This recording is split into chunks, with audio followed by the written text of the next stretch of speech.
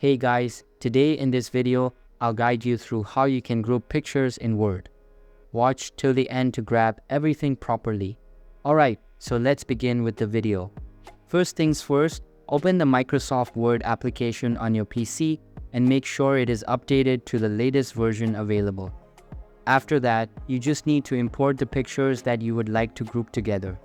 As you can see, I've got a couple of images. In order to group them together, simply select any one of them and then click on this Layout Options icon. If you can't find it, then go to the Picture Layout tab from the top of your screen and then access it from there. Once you click on it, a bunch of options will be displayed.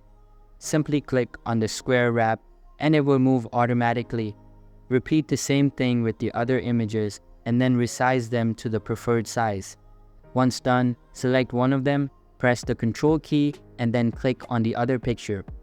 After that, right-click on the image, select Group and then click on Group.